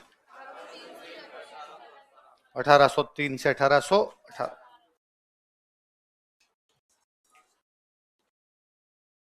जगत सिंह सेकंड वही है जो आपके गिंगोली वाला युद्ध लड़ता है, पढ़ा था हमने। किस के बीच हुआ गिंगोली का युद्ध? जगत सिंह सेकंड और मान सिंह। मान सिंह कहां का राजा था? फिर वो लड़ाई के बाद कृष्णा कुमारी ने जहर पी लिया और उसकी मृत्यु हो गई। तो बाद में इन दोनों के बीच समझौता होता है, मारवाड़ के मान सिंह और इसके बीच में, मई 1810 में। कब होता है? ये क्वेश्चन है कि जयपुर जोधपुर के बीच या जगत सिंह मान सिंह के बीच समझौता कब हुआ था? गिंगोली युद्ध के बाद कब हुआ था? लिखो, मई 1810 ईस्वी में, इन मे 1810 एडी। मई 1810 ईस्वी में, इन मे 1810 एडी। मई 1810 ईस्वी में, इन मे 1810 एडी। यह मारवाड़ के मान सिंह के साथ समझौता करता है। ही कंक्लूडेड एग्रीमेंट विद मान सिंह ऑफ मारवाड़। यह मारवाड़ के मान सिंह के साथ समझौता करता है। ही कंक्लूडेड एन एग्रीमेंट विद मान सिंह ऑफ मारवाड़। यह मारवाड़ के मान सिंह के साथ समझौता करता है। ही कंक्लूडेड एन एग्रीमेंट विद मान सिंह ऑफ मारवाड़। पहले दोनों लड़ रहे थे, कृष्णा कुमारी शादी कौन करेगा, फिर कृष्णा कुमारी मर गई, फिर दोनों ने समझौता किया, फिर जगत सिंह ने शादी की जोधपुर, मान सिंह ने शादी की जयपुर। तो क्या हो गया? आपस में समझौता। जगत सिंह यूं चिल्ला आदमी था, राजकाज में कम ही रुचि लेता था। इसकी गर्लफ्रेंड थी, उसका नाम था रस कपूर। क्या नाम था? वही संभालती थी राज पूरा। लिखो, इसकी प्रेमिका रस कपूर, हिज बीलव्ड रस कपूर। इसकी प्रेमिका रस कपूर, हिज बीलव्ड रस कपूर शासन कार्यों में हस्तक्षेप करती थी। इंटरफेयर्ड इन एडमिनिस्ट्रेशन, शासन कार्यों में हस्तक्षेप करती थी। इंटरफेयर्ड इन एडमिनिस्ट्रेशन, शासन कार्य। कार्य कैसे लिखते हैं? कार्य।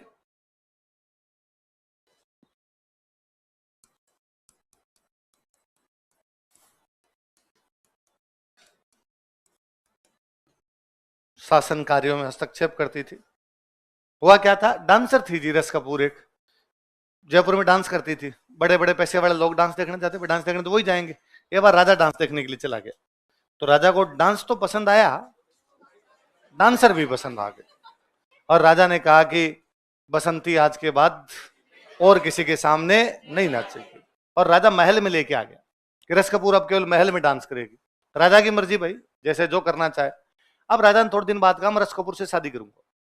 ये भी आपका इंडिविजुअल इश्यू है, किससे ब्याह करते हो किससे नहीं करते हो। अब राजा ने कहा मैं इसको रानी का दर्जा दूंगा। ठीक है भाई, रानी बनाओ बोले इसको। अब राजा ने कहा कि मेरे साथ दरबार में बैठेगी। कोई बात नहीं भाई। इतने में आ गया गिंगोली का युद्ध। जब गिंगोली वाला युद्ध आया तो राजा ने कहा मैं तो अब गिंगोली का युद्ध लड़ने के लिए जा रहा हूं। अब राजा वाली सीट पे रस कपूर बैठेगी, तो राजकाज पूरा कौन संभालेगी? रस कपूर। अब इसका मतलब है दरबार में जो भी आएगा रस कपूर को नमस्ते करेगा। राजा को तो आपको सैल्यूट करके बैठना, नमस्ते करके बैठना पड़ेगा। अब दिक्कत यह हुई कि दरबार में आते कौन थे? वही पैसे वाले लोग जो कभी रस कपूर का डांस देखने जाते थे। और रस कपूर को एक एक की शक्लें याद थी भाई साहब उनकी। रस कपूर को याद था कि कौन सा सेठ, कौन सा बड़ा जो सामंत था, उसने कभी रस कपूर कहा होगा कि ये वाला ठुमका वापस है ना, ये 50 रुपए। अब रस कपूर को एक एक याद था। अब कोई सेठ जी, अब कोई बड़ा सामंत आया, उसने आका भाई रानी की जय हो। रस कपूर ने कहा दोबारा देखा नहीं मैंने। तो अपने जयपुर के पास जगह पड़ती है कि चौमू, और चौमू के सामंत बड़े नाराज हुए। उन्होंने दिन रस कपूर को गिरफ्तार किया और नाहरगढ़ किले में बंद कर दिया।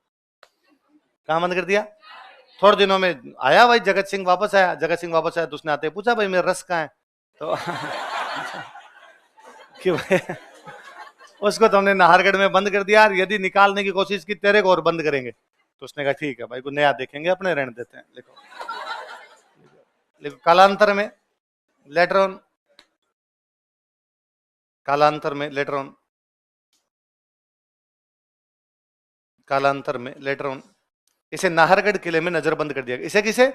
रस कपूर का ना। इसे नाहरगढ़ किले में नजरबंद कर दिया गया था। She was house arrested in Nahargarh fort. इसे नाहरगढ़ किले में नजरबंद कर दिया गया था। She was house arrested in Nahargarh fort. इसे नाहरगढ़ किले में नजरबंद कर दिया गया था। She was house arrested in Nahargarh fort. पर कहते हैं जब जगत सिंह की डेथ हुई थी ना, इसको पता चला था, तो नाहरगढ़ किले गई, वहां से सिक्योरिटी को तोड़ते हुए आ गई थी जहां जगत सिंह की डेड बॉडी जल रही थी। मैं सती होंगी तेरे लिए मैं सिग्नल तोड़ ताड़ के आई नारगढ़ किला छोड़ छाड़ के। जी भाई प्यार तो था अगली का, उसमें क्या। कब से कब तक राज है बताओ जगत सिंह का? 1803 से 1800। यात्री अपने जोखिम पर यात्रा करें।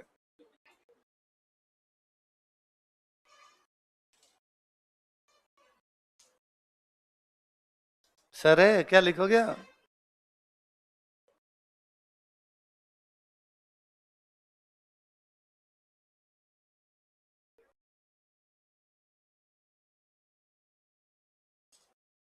लिख लिया? क्या लिखा? 1818 में अंग्रेजों के साथ।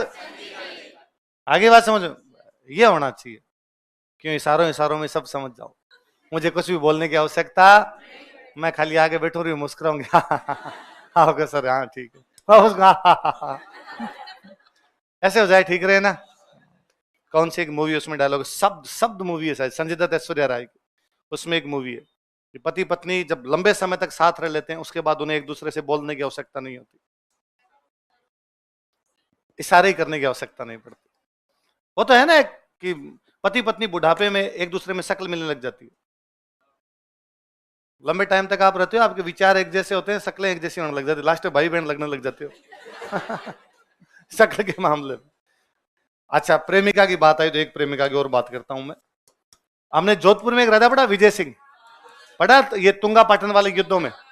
विजय सिंह की एक प्रेमिका थी, उसका नाम था गुलाब राय। क्या नाम था? कवि राजा श्यामल दास जी, नाम पढ़ा हमने कवि राजा श्यामल। वीर विनोद, तो वीर विनोद के अंदर वो लिखते हैं कि जैसे जहांगीर के राज में चलती थी नूरजहां की, किसकी चलती? वैसे ही मारवाड़ में विजय सिंह के राज में किसकी चलती थी? गुलाब राय। गुलाब राय मारवाड़ की नूरजहां है। गुलाब राय मारवाड़ की, ऐसा कौन कहता है? कवि राजा श्यामल दास। किसको नूरजहां बताते हैं? वो किसकी प्रेमिका थी? लिखो, इसी में नीचे लिख लो, बॉक्स में बंद कर देंगे, प्रेमिका प्रेमिका एक साथ आ जाए। देखो कवि राजा श्यामल दास जी ने, कवि राजा श्यामल दास जी, कवि राजा श्यामल दास जी ने, कवि राजा श्यामल दास जी ने विजय सिंह की प्रेमिका गुलाब राय को मारवाड़ की नूरजहां कहा था। Called Gulab Rai, beloved of Vijay Singh is Noorjahan of Marwar. Vijay Singh की प्रेमिका गुलाब राय को मारवाड़ की नूरजहां कहा था। Called Gulab Rai, beloved of Vijay Singh is Noorjahan of Marwar. Gulab Rai को मारवाड़ की नूरजहां कहा था। Called Gulab Rai, beloved of Vijay Singh is Noorjahan of Marwar. Box बंद कर लो, अलग से याद रह जाएगा इस बहाने।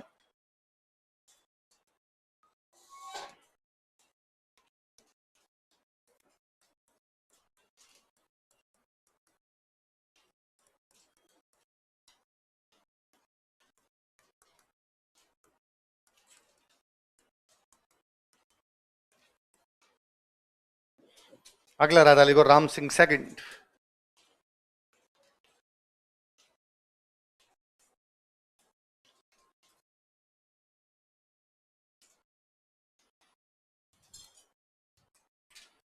अगला राजा कौन है?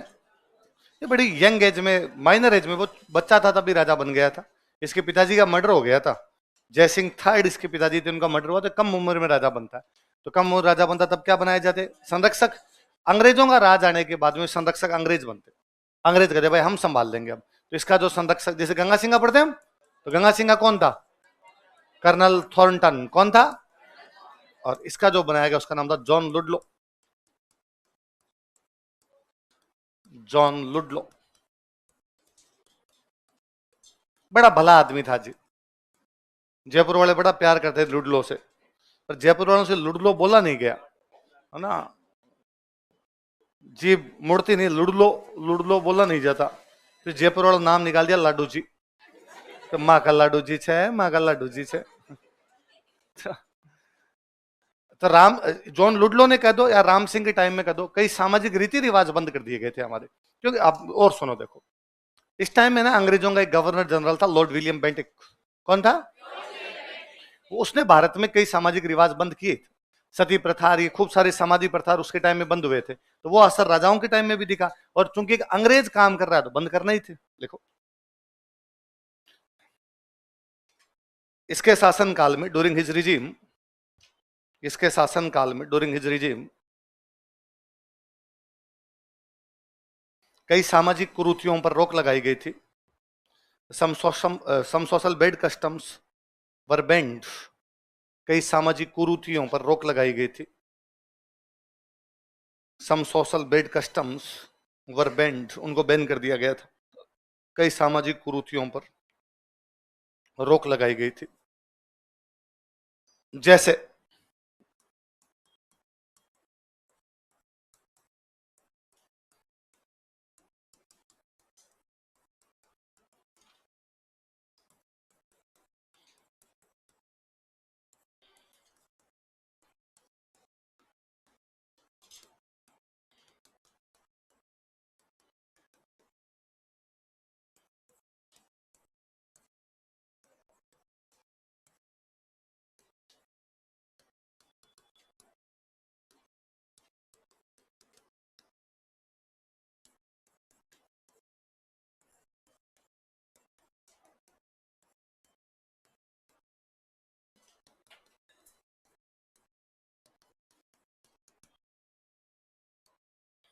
लिखो किस किस पे रोक लगाई गई?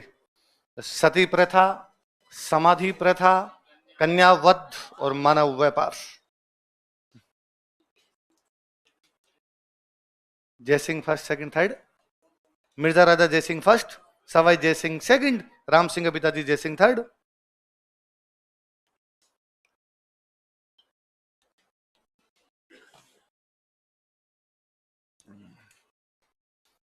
लिख लिया?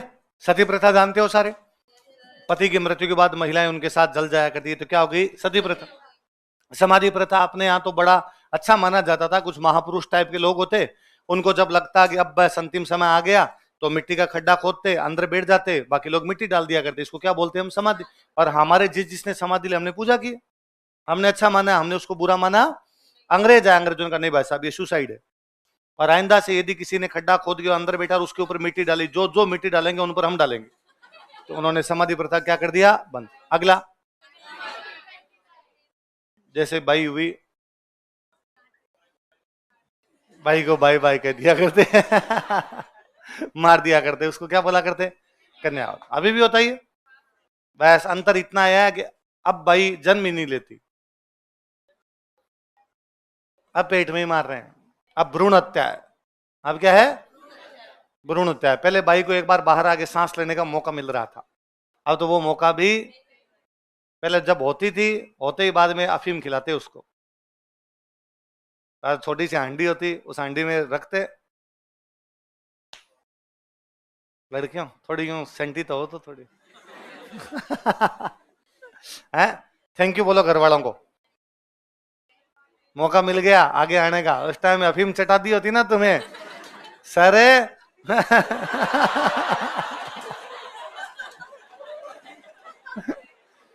रह जाती कहीं अभी और लास्ट कौन सा है? मानव, मानव व्यापार। समझ गए? अब मेरे को लगा कि यार मेरे घर में काम करने के लिए तो नौकर चाहिए, और मैं दुकान से जा खरीद के लेके आ गया। मानव व्यापार ये मनुष्य को खरीद, मनुष्य जैसे वस्तु हो, जैसे मैं पेन खरीद के लाया, मैं मार्कर खरीद के लाया, मैं कोई माइक खरीद के लाया, वैसे मैं क्या खरीद सकता हूं? मनुष्य। अंग्रेजों ने कहा ना साहब, मनुष्य वस्तु नहीं है, उसकी गरिमा है, आप खरीद कैसे सकते हो किसी मनुष्य को? तो उन्होंने इस पे भी क्या लगा दी? रोक। तो किस किस पे रोक लगाई? कोई पूछे कौन से राजा के टाइम में? राम सिंह। कौन से अंग्रेज ने? John Ludlow. कौन था? John Ludlow. कब से कब तक राज किया बताओ?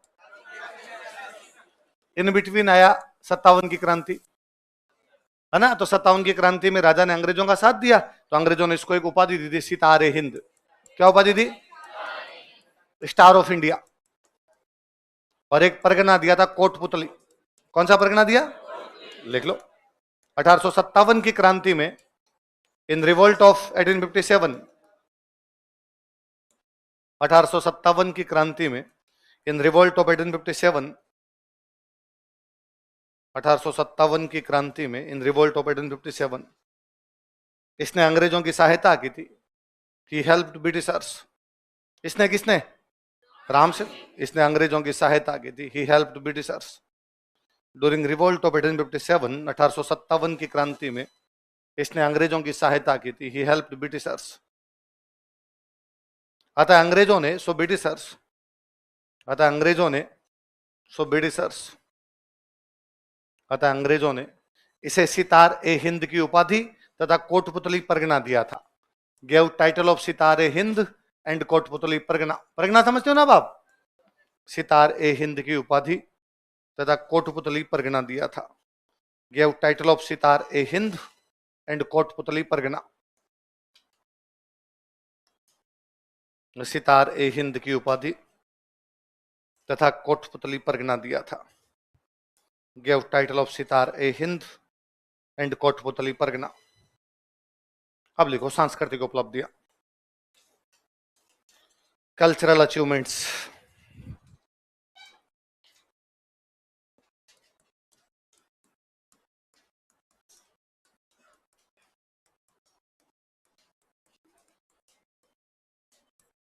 एक नंबर लगा के लिखो मदरसा-ए हुनरी।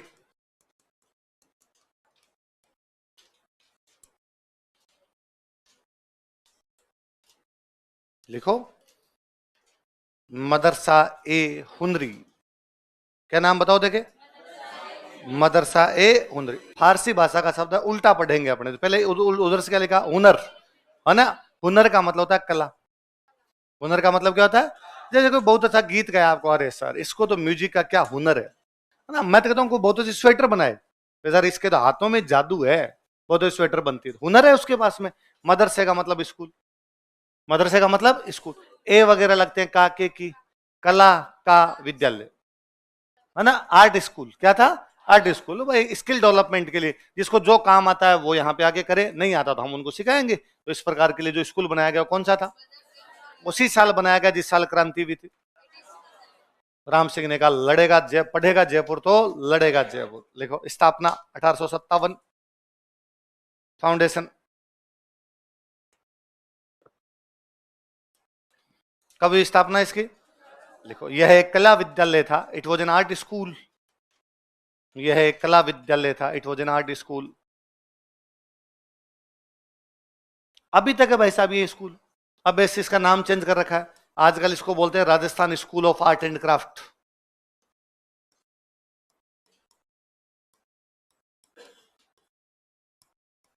क्या बोलते हैं बताओ देखे?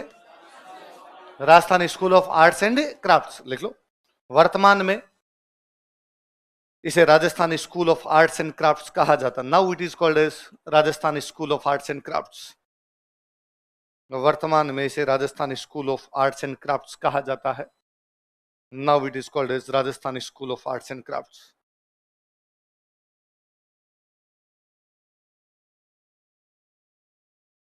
वर्तमान में इसे Rajasthan school of arts and crafts कहा जाता है। Now it is called as Rajasthan school of arts and crafts. क्या कहा जाता है इसको बताओ देखे? Rajasthan school of arts and crafts. 2 number लिखो कन्या विद्यालय, गर्ल्स स्कूल।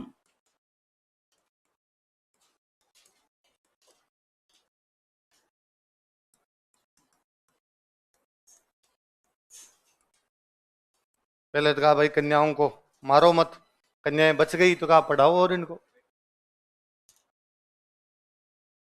बेटी बचाओ बेटी पढ़ाओ, तो इन्होंने बचाई भी और पढ़ाई। ये बनाया गया था 1866 में। लिखो स्थापना 1866। एक बंगाली ब्राह्मण थे, उनके कहने पर बनाया गया था। कांति चंद मुखर्जी। क्या नाम था? कांति चंद मुखर्जी। लिख लो। कांति चंद मुखर्जी की सलाह पर इसकी स्थापना की गई थी। It was founded on advice of Kanti Chand Mukherjee. Kanti Chand Mukherjee की सलाह पर इसकी स्थापना की गई थी। It was founded on advice of Kanti Chand Mukherjee.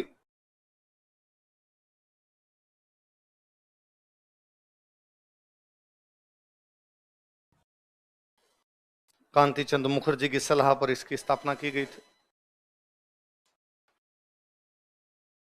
ये अपने राजस्थान के किसी भी राजा के राज में पहली गर्ल्स स्कूल थी, रियासतों में ना। अंग्रेजों का राज एक जगह था अजमेर, अजमेर में उन्होंने पहले बना ली होगी। राजाओं के राज में पहली गर्ल्स स्कूल कहां पर बनी? देखो, राजस्थान की किसी भी रियासत में, in any princely state of Rajasthan, Rajasthan की किसी भी रियासत में, in any princely state of Rajasthan, Rajasthan की किसी भी रियासत में, in any princely state of Rajasthan, यह पहला कन्या विद्यालय था। It was first girls school. यह पहला कन्या विद्यालय था। It was first girls school. यह पहला कन्या विद्यालय था। It was first girls school. अब बच्चों ने कहा सर पढ़ेंगे, लाइब्रेरी तो नहीं चाहिए हमारे लिए, तो एक लाइब्रेरी बनाएगी, पोथी खाना। क्या बनाएगी? लिख लो 3 नंबर, पोथी खाना। पोथी मतलब क्या होती? किताबें। खाना मतलब विभाग, पुस्तकों का विभाग। क्या हो गया? पोथी खाना।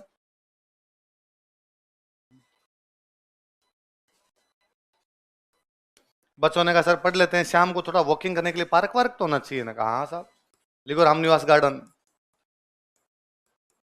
रामनिवास बाग।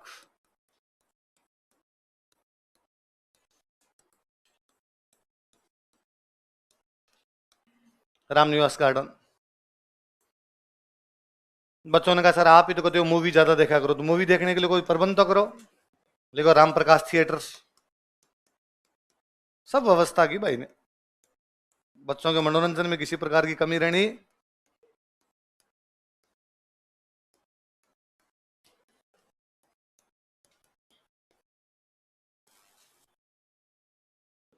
राम प्रकाश थिएटर। बच्चों ने कहा सर म्यूजियम होना चाहिए, हिस्ट्री समझ में नहीं आती हमारे तो बिना म्यूजियम के। लिखो अल्बर्ट हॉल।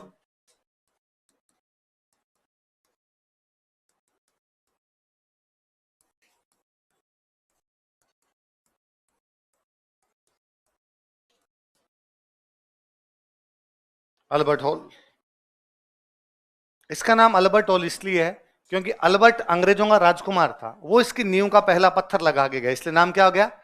वो आया था 1876 में। कब आया था? लिखो 1876 ईस्वी में, इन 1876 एडी, प्रिंस अल्बर्ट ने इसकी नींव रखी थी। Prince Albert laid down foundation stone of it. Prince Albert ने इसकी नींव रखी थी। Prince Albert laid down foundation stone of it. Prince Albert ने इसकी नींव रखी थी। Prince Albert laid down foundation stone of it. इसका जो वास्तुकार था उसका नाम था स्टीवन जैकब। लिखो वास्तुकार। वास्तुकार समझते हो ना? Architect Steven Jacob. बड़ा मस्त आदमी था, कुत्ते रखता था खूब सारे। पहला आदमी यही था जिसके घर के बाहर बोर्ड लगा था, कुत्तों से बिहेवियर डॉग्स, कुत्तों से सावधान। आप में से कौन कौन पेट लवर है? कौन कौन कुत्ते रखते हैं? अरे यार खूब सारे हो। कौन कौन सी ब्रीड के, कौन सी ब्रीड का तुम्हारे पास? हाथ खड़ा किया तूने अभी? है? हाँ किया था। किसने किया हाथ खड़ा? कौन सी ब्रीड का तुम्हारे पास है? जर्मन शेफर्ड, वो जो बड़ा सा होता है, खाने वाला से डर लगता है इससे। आगे हाँ, पिटबुल, जर्मन शेफर्ड। अच्छा, वो वोडाफोन वाला कुत्ता किसके पास है? वो नहीं रखते तुम? अच्छा लगता है, बाकी लोगों को अच्छा नहीं लगता भाई? है? तुम्हारे पास है? कौन सा? German shepherd. देसी? देसी किसके पास है? देसी रखने थोड़ी पड़ते हैं वो तो शेरू बिल्लू अपने आप हो जाते हैं उसको रखने की कोई आवश्यकता। और वो तो घर के बाहर रहते हैं, देसी वाला तो घर के बाहर। ये तो भाई साहब जो आपने अभी नाम लिए सारे घर के अंदर। हालांकि मुझे भी यूं लगता है कि यार तुम कितने महान लोग हो जो यूं कुत्ते रखते हो, पशुओं से इतना प्रेम करते हो, पेट लवर होना ही चाहिए। पर फिर भी मैं एक सवाल पूछना चाहता हूं, तुम्हें सूख नहीं आती क्या? हाँ? समझे मेरी बात तो समझे तुम? हैं? उसी रजाई में वो रात को ओढ़ कैसे जाए? उसी बिस्तर पे वो घूमता रहे भाई साहब, बाल बाल बिखरे हुए इधर उधर। है? नहीं होता ऐसा? पर फिर भी मैं तुम्हारी भावनाओं की कदर करता हूं। मेरे से नहीं रखा जाए। मेरे तो एक कोई भुआन, उनके घर पे वो छोटा सा कुत्ता, पता नहीं क्यों हमारी साइड में उसको गुर्जी कुत्ता कहते थे। वो व्हाइट व्हाइट वाले आते थे छोटे छोटे, गुर्जी कुत्ते कहते हैं उनको। तो मैं क्या होता है वो, पग पग पग, हाँ आगे बात है जो भी। हाँ तो मैं उनके कभी भी घर पे जाता और कुत्तों की आदत आके पैरों के अंदर घूमते हैं। अब मेरे को अजीब लगता, मैं ऊपर ऊपर करता, वो कहे अरे नहीं नहीं ये खाता थोड़ी है, बेटर ऐसे। और वो उसको बाद आवाज लगाते हैं कि नहीं किटी अंकल है, अंकल को ऐसे नहीं करते। मैंने दिन का अंकल आपके बच्चों का हो, किटी का नहीं हूं मैं। और फिर मैं कभी उनके जाऊं वो वैसे कि एक दिन किटी कभी इधर चढ़े कभी उधर चढ़े, कि किटी शैतानी नहीं करते। मेरा मन करे कि आप एक बार सारे घर से बाहर जाओ। किटी की शैतानियां मैं बंद करता हूँ आज, एक डंडा दे दो मेरे को छोटा सा। हाँ पर नहीं, मैं उनकी भी भावनाओं की कदर करता हूँ भाई, है तो है, उसमें क्या है ना, होना चाहिए होना चाहिए भाई। तुम सब भी अच्छा कर रहे हो, पर फिर भी मेरा जेन्युइन सवाल था कि जो भी है तो ये कंप्लीट हुआ था जाके 1887 में। कब हुआ था? 1800 नहीं, पर कई लोग बड़ा अच्छा काम करते हैं। मुझे जोधपुर में एक सज्जन मिले, उन्होंने कहा कि यदि स्ट्रीट डॉग्स जितने भी होते हैं, गली में जो कुत्ते होते हैं, कई बार उनके ऊपर से कोई गाड़ी निकल गई, एक टांग टूट गई, अब बेचारा वो चल ही नहीं पा रहा, कहाँ खाना खाए। हम ऐसे जितने भी डॉग्स हैं उनको न केवल इलाज करते हैं बल्कि उनको रखते हैं। और न केवल कुत्तों के लिए बल्कि कोई गाय, गाय का भी अपने, गाय हमारी माता है लेकिन तब तक है जब तक दूध देती है, नहीं देती उसके बाद हम निकाल रहे हैं उसको। रोड पे है, रोड पे एक्सीडेंट हो गया, लग गई, कोई दूसरा जानवर उनके लगे, बड़े जानवर से ऊंट टाइप के जानवर उनके लग गए तो और दिक्कत हो जाती है। तो हम सारे जो होते हैं उनको ट्रीट करते हैं। तो मुझे बड़ा अच्छा लगा कि अरे यार को इनके बारे में भी सोचे भाई, जो आपके घरों में उनका सब आप सोच ही रहे हो, शेरू बिल्लू का भी तो कुछ सोचे, तो वो जो सोच रहे हैं वो ठीक है। 1887 में एक अंग्रेज इसका उद्घाटन करता है, उसका नाम था एडवर्ड ब्रेडफोर्ड।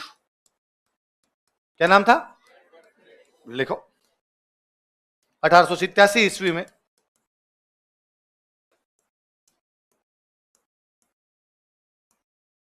1887 ईस्वी में इन 1887 एडी एडवर्ड ब्रेडफोर्ड ने इसका उद्घाटन किया था। Edward Bradford inaugurated it. Edward Bradford ने इसका उद्घाटन किया था। Edward Bradford inaugurated it.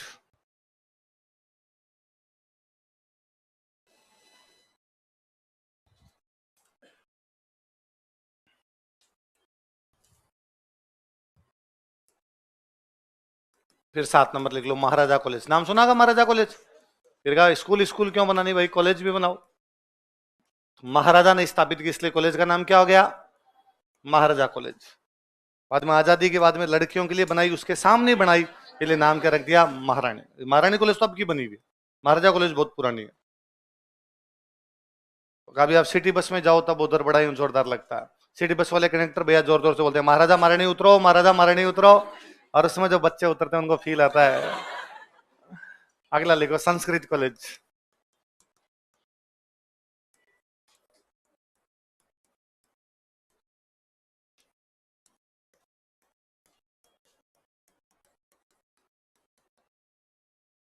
Sanskrit college कौन से कॉलेज है? संस्कृत। एक लिखो ब्लू पोट्री। फिर मैं बताता हूं क्या पोट्री समझते हो? बर्तन, नीले रंग के बर्तन, तो ब्लू पोट्री। आप लिखो फिर मैं समझाता हूं।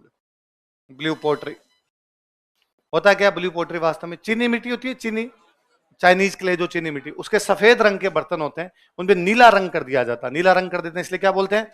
तो कोई आपसे पूछेगा जयपुर के कौन से राजा के टाइम में ब्लू पोट्री लोकप्रिय हुई?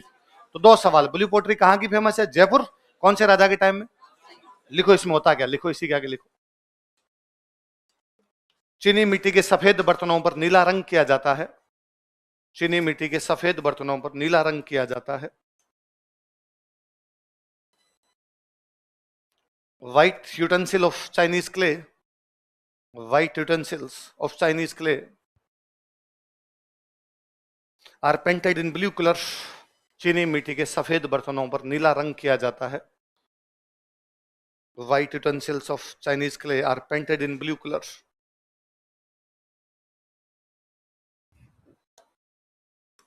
इसको सीखने के लिए 2 बंदों को दिल्ली भेजा गया था। एक बंदे का नाम कालू, एक बंदे का नाम चूड़ामन। कौन कौन 2 बंदे बताओ देखे? इनको कहां भेजा गया था? क्या सीखने के लिए? लिखो, इसके प्रशिक्षण के लिए, फॉर ट्रेनिंग ऑफ इट, इसके प्रशिक्षण के लिए, इसके प्रशिक्षण समझ गए ना, ट्रेनिंग, इसके प्रशिक्षण के लिए, for training of it, Kalu तथा चूड़ामन को दिल्ली भेजा गया था। Kalu and Chudaman were sent to Delhi. Delhi में वहां एक सर थे, भोला, भोला कोचिंग सेंटर थी, वहां से कोचिंग लेके कालू तथा चूड़ामन को दिल्ली भेजा गया था। Kalu and Chudaman were sent to Delhi. Kalu और चूड़ामन को कहां भेजा गया था? दिल्ली। किस, क्या सीखने के लिए? Blue pottery. कौन से राजा ने भेजा? कालू तथा चूड़ामन को दिल्ली भेजा गया था। अभी बताया मैंने, अल्बर्ट हॉल की नींव किसने रखी थी? Prince Albert. किसने रखी थी? प्रिंस। जब प्रिंस अल्बर्ट जयपुर आया था तब उसके स्वागत में जयपुर में पूरे में गुलाबी रंग किया गया। तो जयपुर का जो ये गुलाबी रंग है किसके स्वागत में किया गया? लिखो, प्रिंस अल्बर्ट के जयपुर आगमन के दौरान, on Jaipur arrival of Prince Albert, Prince Albert के जयपुर आगमन के दौरान, on Jaipur arrival of Prince Albert, Jaipur में गुलाबी रंग किया गया था। Jaipur was painted in pink colours. Jaipur में गुलाबी रंग किया गया था। Jaipur was painted in pink colours. Jaipur में गुलाबी रंग किया गया था। Jaipur was painted in pink colours. Hindi वाले ब्रैकेट में लिखना गेरवा। इंग्लिश में तो पिंक ही कहते हैं, वो वास्तव में पूरा गुलाबी नहीं है, थोड़ा हल्का गुलाबी रंग है। हिंदी में एक शब्द और लिखो, गेरवा। क्योंकि कई बार क्वेश्चन आ जाए कि जयपुर में कौन सा रंग किया गया, आप राजयोग, यस, कितना इजी क्वेश्चन है, गुलाबी। नीचे ऑप्शन में गुलाबी है ही नहीं नीचे है पीला, केसरिया, हरा और गेरवा। फिर आपको लगेगा मास्टर फालतू में कुत्तों की बात बताता रहता था, जो क्वेश्चन आता वो तो बताता नहीं है। हमें कलर तो बताया नहीं था, गुलाबी गुलाबी बता गया। तो बच्चों याद रखना, कौन सा कलर था? कौन सा था? 2 बातें की जाती है। एक तो कहा जाता है गुलाबी रंग वैसे भी हॉस्पिटलिटी का सूचक माना जाता है, कि कोई मेहमान आता है तो मेहमान नवाजी का सूचक कौन सा कलर होता है? गुलाब। कुछ कहते हैं कि नहीं साहब, प्रिंस अल्बर्ट की रानी थी, उसका फेवरेट कलर कौन सा था? पिंक। तो राम सिंह ने उसको कह दिया था कि रंग दे तुम मोहे गेरवा। एक राइटर में, उन राइटर का नाम है स्टेनले रीड। क्या नाम है राइटर का? दोबारा बोलो नाम। और इन्होंने एक बुक लिखी, उस बुक का नाम है रॉयल टाउन्स ऑफ इंडिया। कौन सी बुक लिखी? Royal towns of India. इसमें पहली बार शब्द आया था पिंक सिटी। क्या शब्द आया था? तो जयपुर को पिंक सिटी कहने वाला बंदा कौन? Stanley read. कौन सी बुक में? इसी में नीचे लिख लो और बॉक्स को बंद कर लेना। अपनी पुस्तक रॉयल टाउन्स ऑफ इंडिया में, in his book named royal towns of India, अपनी पुस्तक रॉयल टाउन्स ऑफ इंडिया में, अपनी पुस्तक रॉयल टाउन्स ऑफ इंडिया में, in his book named royal towns of India, अपनी पुस्तक रॉयल टाउन्स ऑफ इंडिया में, स्टेनले रीड ने जयपुर को पिंक सिटी कहा था। Stanley read called Jaipur pink city. Stanley read ने जयपुर को पिंक सिटी कहा था। Stanley read called Jaipur pink city.